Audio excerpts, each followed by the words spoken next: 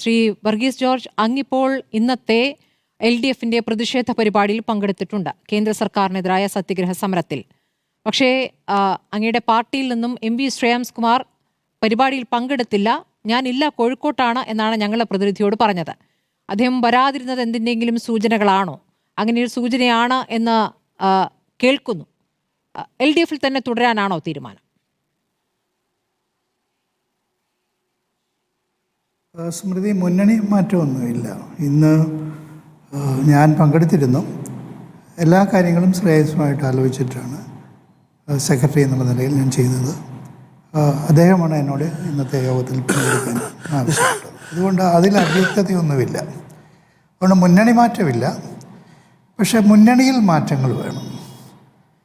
ഇപ്പോഴത്തെ പുതിയ തലമുറയ്ക്കൊന്നും ഈ മുന്നണിയുടെ ചരിത്രം അറിയില്ല. 1973 ഡൽഹിയിൽ വെച്ച് രാജ്യത്ത് വളർന്നു വരുന്ന മുതലാളിത്ത നയങ്ങൾക്കെതിരെ മാർക്സിസ്റ്റ് കമ്മ്യൂണിസ്റ്റ് പാർട്ടി, സോഷ്യലിസ്റ്റ് പാർട്ടിയും കൂടെ രൂപീകരിച്ചാണ് ഇന്നത്തെ പ്രതിപക്ഷ മുന്നണി, കേരളത്തിലെ ഇടതുപക്ഷ ജനാധിപത്യ മുന്നണിയും. അതിൻ്റെ ആദ്യത്തെ കൺവീനർ ഞങ്ങളുടെ പാർട്ടിയായിരുന്നു വിശ്വംഭരൻ, പിന്നീട് വീരേന്ദ്രകുമാർ.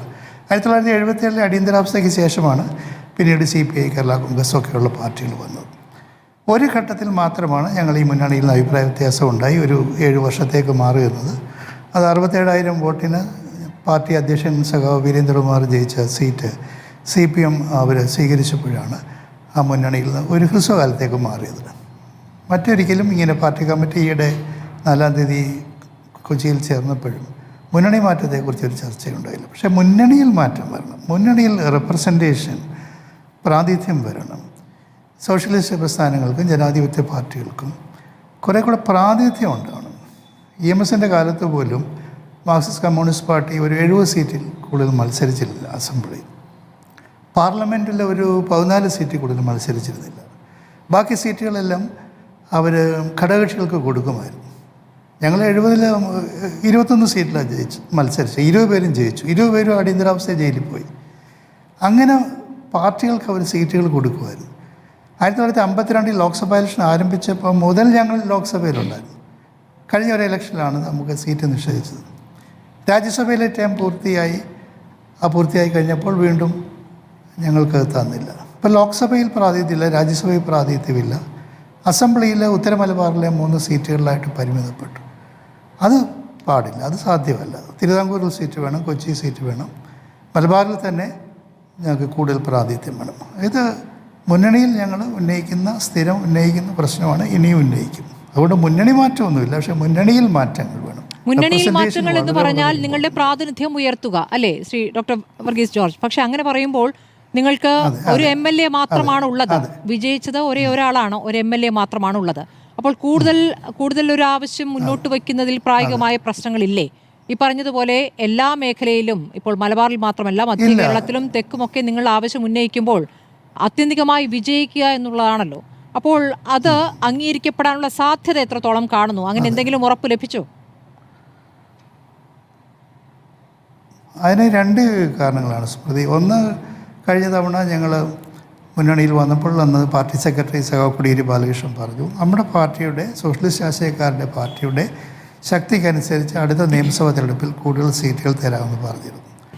മാത്രമല്ല പഞ്ചായത്ത് ഇലക്ഷൻസിൽ തന്നെ കഴിഞ്ഞ തവണയും ഞങ്ങൾ തന്നെയാണ് LDFലെ 4ാമത്തെ കക്ഷി. CPM, CPI, Kerala Congress M കഴിഞ്ഞാൽ എണ്ണത്തിലും വോട്ട് ശതമാനത്തിലും ഞങ്ങളാണ് 4ാമത്. ഇപ്പോൾ ഈ കടുത്ത പ്രതിസന്ധിയുടെ തിരിച്ചടികൾക്കിടയിലും LDFൽ ഏറ്റവും കൂടുതൽ 4ാമത് പഞ്ചായത്ത് മെമ്പർമാരെ വിജയിപ്പിച്ച പാർട്ടി ഞങ്ങളാണ്.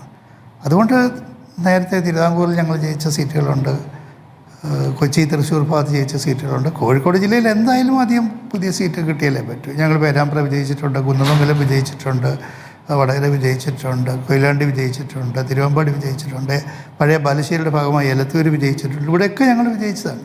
ഇവിടെ കോഴിക്കോട്, വടകര കൂടാതെ ഒരു സീറ്റ് വേണം, തൃശ്ശൂർ, എറണാകുളത്ത് ഒരു സീറ്റ് വേണം, തിരുവിതാംകൂറിൽ ഒരു സീറ്റ് വേണം. വടകര കിട്ടാനുള്ള സാധ്യതയുണ്ടോ ഡോക്ടർ വർഗീസ് ജോർജ്? വടകര ഇപ്പോൾ അഭിമാന പോരാട്ടമാണ്, അത് വളരെ കുറവാണല്ലോ. അല്ല, 1952 ഒരു തവണ CPM അവിടെ മത്സരിച്ചതിന് ശേഷം 52 മുതൽ 57 വോട്ട് ഞങ്ങളുടെ പാർട്ടി മാത്രമേ അവിടെ മത്സരിച്ചിട്ടുള്ളൂ. 2 തവണ തോറ്റു എന്നുള്ളത് ശരിയാണ്. കഴിഞ്ഞ 7 വർഷം ഞങ്ങളല്ലേ അവിടെ. അതെ, ഉറപ്പായിട്ടും ആ കാര്യങ്ങൾ മറക്കുന്നില്ല. ഞാൻ പറയുന്നത് പുതിയ സാഹചര്യം അങ്ങ് പറഞ്ഞതുപോലെ ഈ പുതിയ കാലത്ത് പുതിയ മാറ്റങ്ങളുടെ അടിസ്ഥാനത്തിൽ മുന്നണിയിൽ മാറ്റം വേണമെന്നാണല്ലോ അങ്ങ് പറയുന്നത്. അപ്പോൾ പുതിയ മാറ്റങ്ങളുടെ അടിസ്ഥാനത്തിൽ എന്ന് പറയുമ്പോൾ വടകരയിലും ചില മാറ്റങ്ങൾ ഉണ്ടായിട്ടുണ്ടല്ലോ.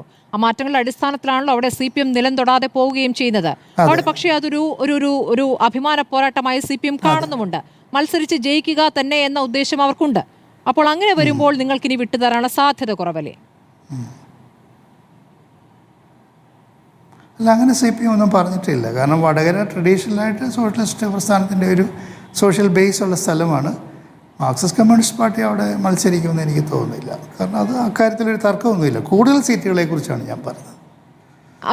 അഥവാ നിങ്ങൾ ഉദ്ദേശിക്കുന്നത് പോലെ കൂടുതൽ സീറ്റുകളില്ല, നിങ്ങൾ ഉദ്ദേശിച്ച സീറ്റുകളില്ല എങ്കിൽ അപ്പുറത്ത് നിങ്ങൾ ഉദ്ദേശിക്കുന്ന സീറ്റുകൾ അല്ലെങ്കിൽ വിജയസാധ്യതയുള്ള ഒരു സീറ്റ് എങ്കിലും ലഭിക്കുകയാണെങ്കിൽ അപ്പുറത്തുനിന്ന് അത്തരം ഓഫറുകൾ വന്നിട്ടുണ്ടോ?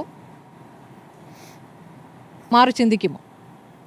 അല്ല, അപ്പുറത്ത് സീറ്റുകൾ കിട്ടാൻ ഒരു വിഷമവും ഇല്ലല്ലോ. ഞങ്ങൾ ഒരു 7 വർഷം ആ മുന്നണിയിൽ ചെന്നപ്പം അവർ നമുക്ക് 7 അസംബ്ലി സീറ്റ് തന്നു, ലോക്സഭ തന്നു, രാജ്യസഭ തന്നു. ഓണറബിളായി നമ്മളെ റെസ്പെക്റ്റ് ചെയ്തു. പക്ഷേ നമുക്ക് എപ്പോഴും ഐഡിയോളജിക്കലായ ഒരു ഓറിയൻറ്റേഷൻ വേണ്ടേ?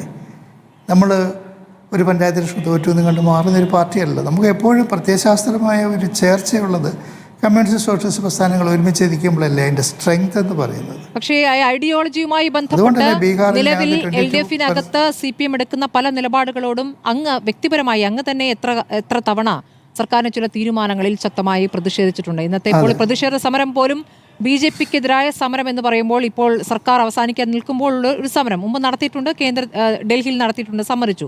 പക്ഷേ പല ഘട്ടങ്ങളിലും ഈ ഒത്തുതീർപ്പിലേക്ക് പോകുന്നു എന്നുള്ള ആരോപണം ഇപ്പോൾ ശക്തമായി തന്നെ പ്രതിപക്ഷം തന്നെ ഉന്നയിക്കുന്ന സാഹചര്യമുണ്ട്. അപ്പോൾ ഈ ഐഡിയോളജിക്കലായി നിങ്ങൾക്ക് നിൽക്കാൻ പറ്റുന്ന ഇടം എന്നതിനെ എങ്ങനെയാണ് ഈ മാറിയ സമയത്ത് അങ്ങ് വിശദീകരിക്കുക? ഐഡിയോളജിക്കലായിട്ട് LDF തന്നെ ഞങ്ങളത് പറയാറുണ്ട്. ഇപ്പോൾ തന്നെ RSS ലീഡേഴ്സിനെ ഇവിടുത്തെ ഒരു പോലീസ് ചീഫ് കണ്ടതിനെ ഞങ്ങൾ വിമർശിച്ചിട്ടുണ്ട്. സ്വകാര്യ യൂണിവേഴ്സിറ്റികൾ അല്ലെങ്കിൽ വിദേശ യൂണിവേഴ്സിറ്റികൾ കൊണ്ടുവന്നതിനെ നമ്മൾ വിമർശിച്ചിട്ടുണ്ട്. ബ്രൂവറി കൊണ്ടുവരുന്നതിനെ വളരെ ശക്തമായിട്ട് നമ്മൾ എതിർത്തിട്ടുണ്ട്.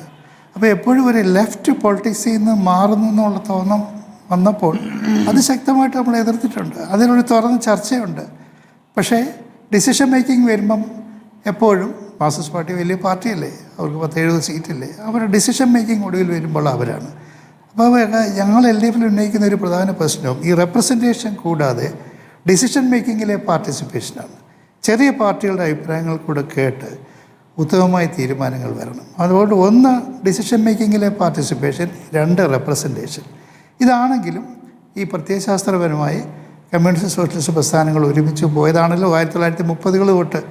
ഇവിടെ ചേക്കുട്ടി സാറൊക്കെ ഉണ്ടല്ലോ ആ ഒരു ചരിത്രം. അതുകൊണ്ട് കോൺഗ്രസ് സോഷ്യലിസ്റ്റ് പാർട്ടി 1930 രൂപീകരിച്ചതിൻ്റെ 90-ാം വാർഷികമാണ്.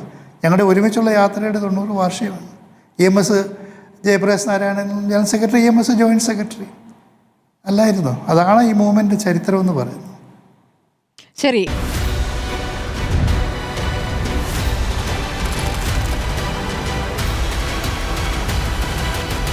ഡിബേറ്റ് വിത്ത് സ്മൃതി പരുത്തിക്കാട്.